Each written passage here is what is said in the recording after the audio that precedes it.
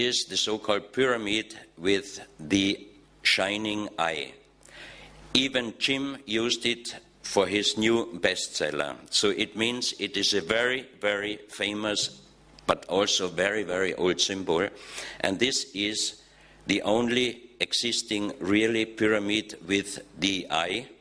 It has exactly 13 steps, like the pyramid on the $1.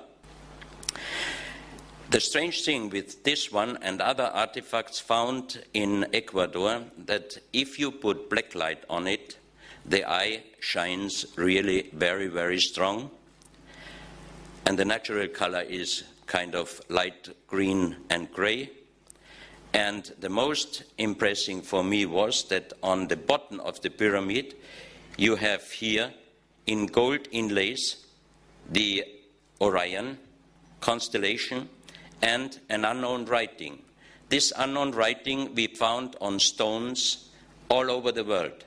In Ecuador, in Colombia, in Illinois, in Gloucester, France, in Calabria, Italy, in Turkmenistan, in Malta, and Rex Gilroy has some pictures on his website, and I found out that some of the stones he shows with unknown writing presents the same writing. That means there must have existed a global civilization long, long time ago.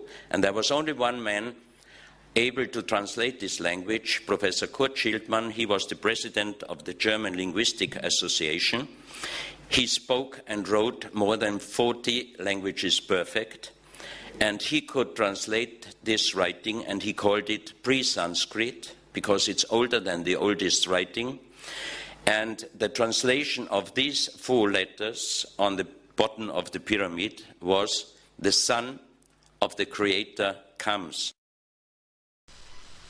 Hopefully when he said that, something clicked.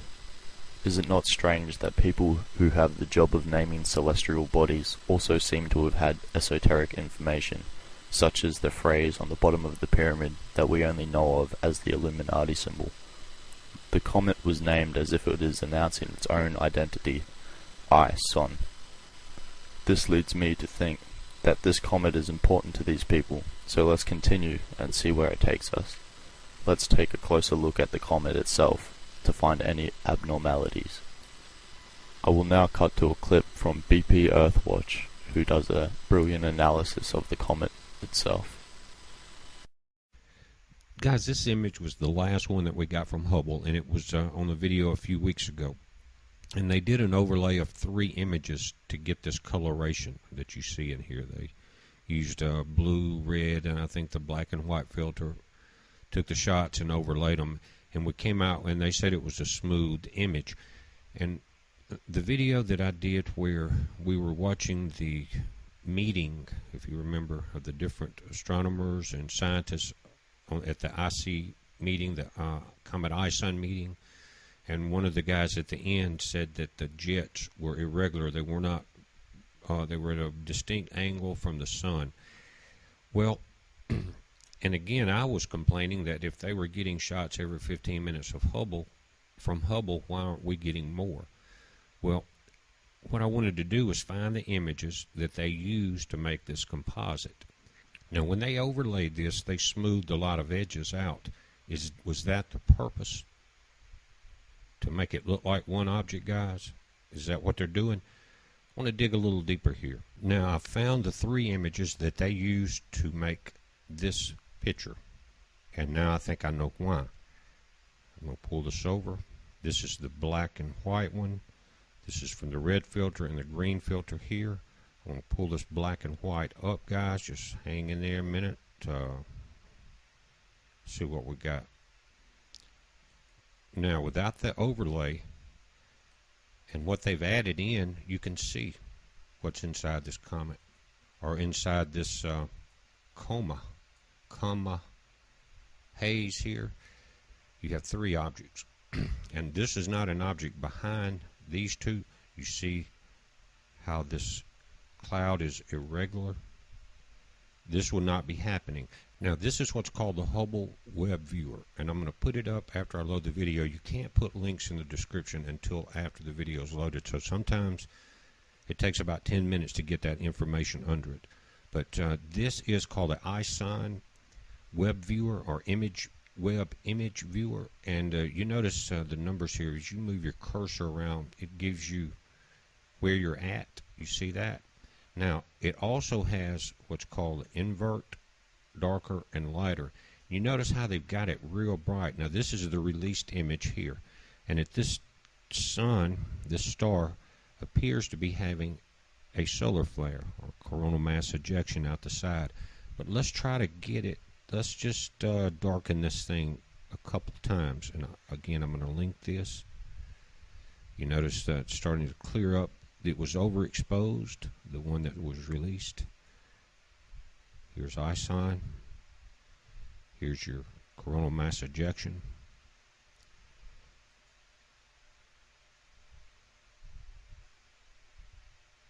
That's what's inside that coma. Now, that looks like a comet. This I don't know, but again, it's part of this cloud. We'll pull it up. You can also zoom, and it will zoom very big. One more time. Now let's go to light, and let's blur it out the way that it was when you go to the page.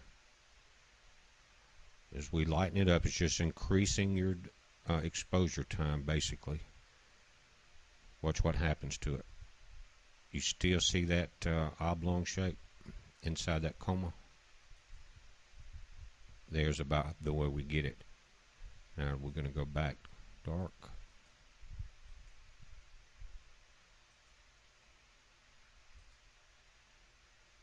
Right there. Now remember that one scientist said some of the jets are not pointed right. Is that what we're looking at here, guys? Something's just not right.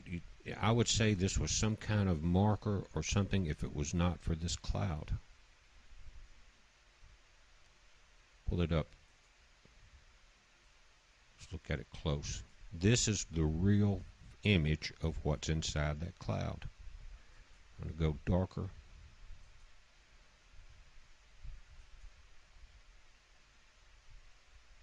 You tell me. I don't know. Heads up. So I hope we can agree this comet, if indeed it is a comet at all, has three parts which seem to be moving in formation, for the lack of a better word. Now we will take a look at its orbit and see if there is any other interesting abnormalities that let us make more sense of it all. As you can see, ISON is on a highly elliptical orbit around our Sun. When I saw this, it reminded me of a binary star system, which has its orbit of its two stars as follows.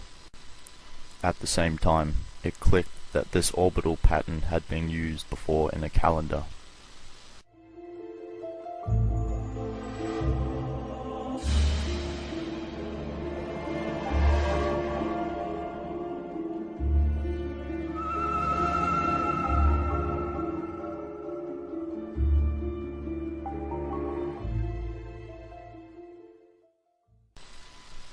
I put it to you that it was not the ancients that were the ones who were wrong with their concept of time, but it was our concept of time that has been manipulated by the Gregorian calendar from the Church.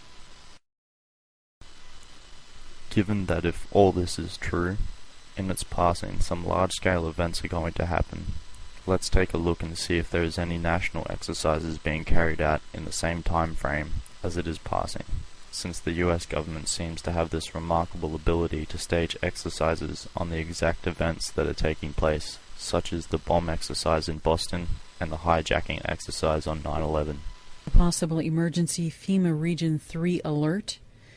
FEMA Region 3 consists of Washington, D.C., Delaware, Maryland, Pennsylvania, Virginia, and West Virginia. This alert was sent to us by Senator Sheldon R. Songstad, retired, of South Dakota State. Here is what the Senators' National Preparedness Research turned up. FEMA purchase orders for over $14.2 million for MREs and heater meals to be delivered to Region 3 by October 1st. FEMA purchase orders for 2 million pouches of emergency water to be delivered to FEMA Region 3 by October 1st. FEMA purchase orders for $13.6 million for MREs and heater meals to be delivered to Austin by October 1st. 9-week training course for UN peacekeepers in CONUS to learn urban warfare. They're learning urban warfare, and they need to learn English and U.S. weapons systems. We're having foreign soldiers learn our U.S. weapons systems. This has been going on since the 4th week of July for 386,000 troops to be completed by October 1st. 2,800 MRAPs must be delivered to DHS by October 1st. No leave will be allowed for U.S. military from September 28th through November 5th. NORCOM yearly training for civil unrest is to be suspended until September 27th to be performed in northeast coastal areas. Date for release of QE3 report is to be moved to October 16th.